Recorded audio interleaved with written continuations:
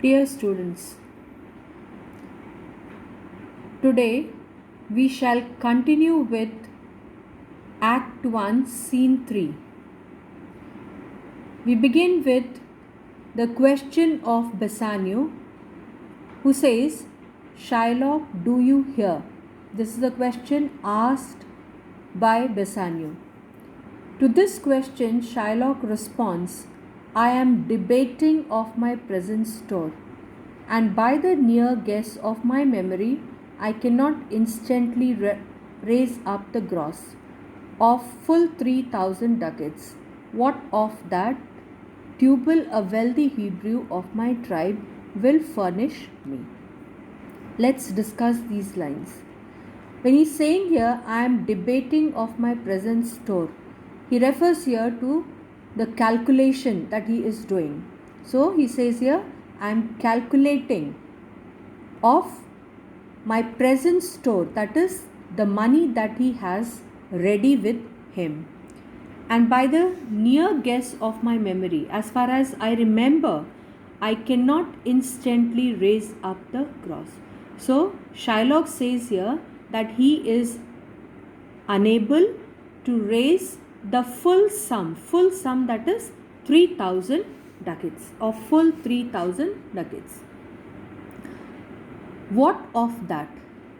Now this question means that does not matter.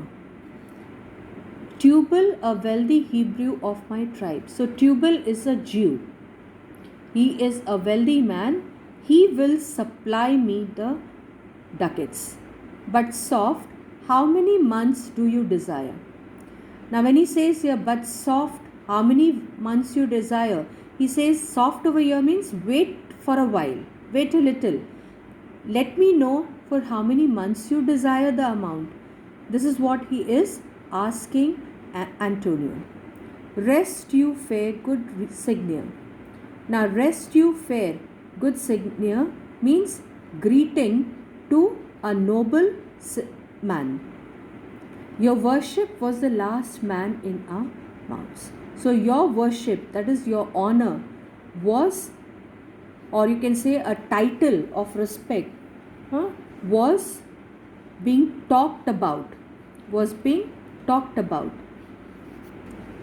Antonio then says, Shylock, albeit means although. So this is albeit is the Shakespearean language, and in American language you call it as although. I neither lend nor borrow, by taking nor by giving of excess, yet to supply the ripe wants of my friend, I will break a custom. So what he says here, Antonio says that I neither lend nor I borrow. This is what he says. Neither he lends the money nor he borrows. By taking nor by giving of excess. So he doesn't take excess nor he gives excess amount of money. But yet to supply the ripe wants, immediate wants of my friend, I will break a custom. So he is ready to break the custom of neither giving nor taking interest. And to Bassanio he says, is he yet possessed? How much ye would? So this is the question which is being asked, and he says here in this question that is Shylock aware of the amount you want? So then Shylock says, 3,000 ducats for 3 months. I had forgotten 3 months, you told me so. So he says here, good that you have reminded me that I have to give 3,000 ducats for 3 months. I had forgotten it. Well then, your bond, and let me see, but hear you. So let's concentrate on the bond. Me thought, that is, it means I think. You said you neither lend nor borrow upon advantage. So he is now repeating the same sentence uttered by Antonio here, that he neither lends nor borrows money or on interest. Antonio, I will never use it. I will never use it. That means he will never have done it. Or over here, he is emphasizing on neither giving nor taking on interest basis. Shylock, he is quoting an example from Bible in this speech. He says here, when Jacob grazed his uncle Laban's sheep, this Jacob from our holy Abraham was, as his wife's mother wrought in his behalf, the third possessor, he was the third. Now you just have a look here. This is the example quoted from Bible. Abraham was the founder of the Jewish race. He was the founder of the Jewish race, and you can call him as the first possessor. His son was Isaac.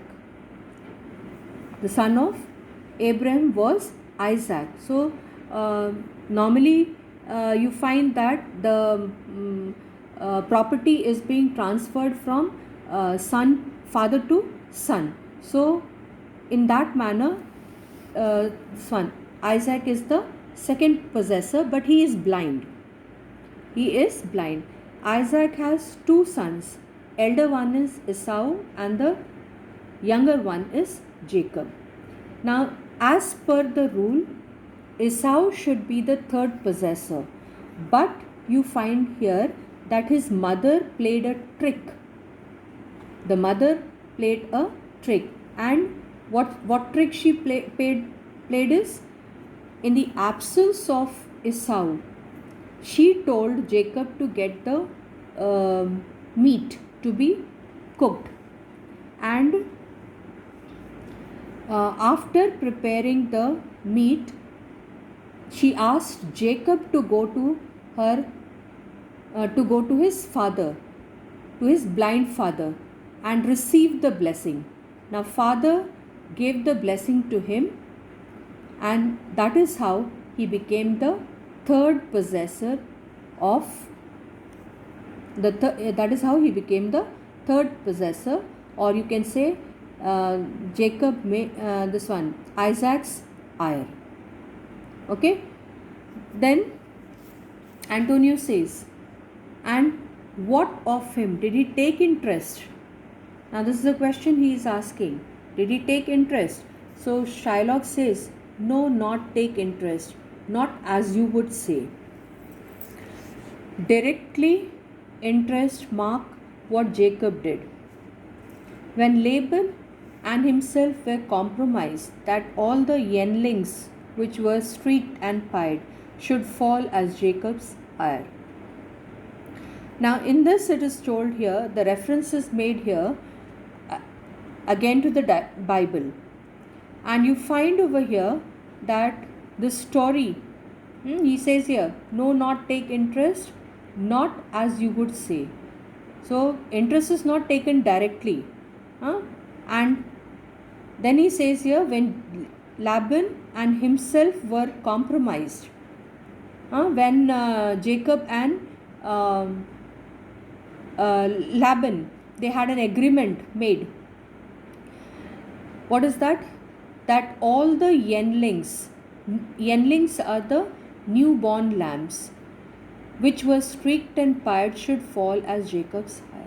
So for the work that is getting the sheep or taking the sheep for grazing, so for that, what is the wages that he would be paid? If the fleece of lambs were spotted and striped,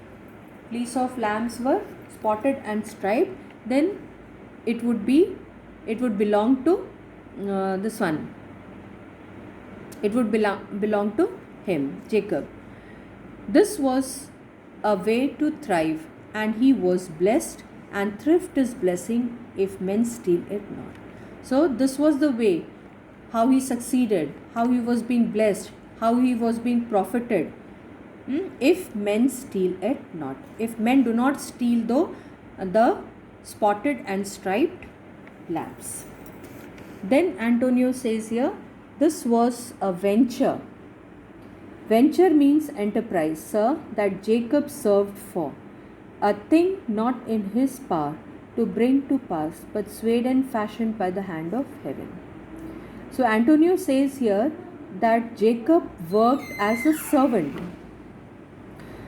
He worked as a servant and he received the wages for his work. So a thing not in his power to bring to pass. So here he means to say that this enterprise, or this was an enterprise for which Jacob worked as a servant, and it was a thing which his power could not cause to happen. So but swayed and fashioned by the hand of heaven. So everything was controlled and shaped by God. Was this inserted to make interest good, or is your gold and silver eves and rams? So it's being told over here, was it mentioned in order to justify charging of interest, or is your gold and silver eves and rams? Eves and rams are male and female lambs or sheep. So you have to keep in mind that this is an example which is being quoted in reference to that of charging of interest. Then Shylock says here, I cannot tell. I make it breed as fast, but note me signia. So I cannot tell. I make it breed as fast, but note me signia. He's asking noble Antonio to make a note of what he is saying. Antonio then says, mark you this, Bassanio, the devil can cite scripture for his purpose. An evil soul producing holy witness is like a villain with a smiling cheek. Now Antonio is telling Bassanio to be careful, to mark. He says here, the devil can cite. Cite means quote. So devil can quote the scriptures for his purpose. Means such scriptures which would justify his purpose. So devil is supposed to be an evil soul. Devil is supposed to be an evil soul, but it is capable of justifying his purpose and producing holy witness. Holy witness means arguments. So this devil is like a villain. The devil, according to Antonio, is like a villain with a smiling cheek. So outwardly the devil has the smiling appearance, but inwardly he is a villain. And the example which is being quoted here, a goodly apple rotten at the heart. So this is an example quoted here to justify what he has said. You take an apple from outside, it is very attractive in appearance, but from inside it might be rotten. Oh, what a goodly outside falsehood. So he means to say here that anything from outside might appear attractive, but from inside it could be unattractive and false. Then Shylock says 3,000 ducats, it is a good round sum. 3 months from 12 then, let me see the rate. So it's told here that emphasis is laid here for the amount, that is 3,000 ducats, and the month, the duration, that is 3 months. Let me see the rate. Antonio, well, Shylock, shall we be beholding to you? So Antonio is asking Shylock, shall we means here it refers to Antonio and Bassanio, be indebted to you. I stop here.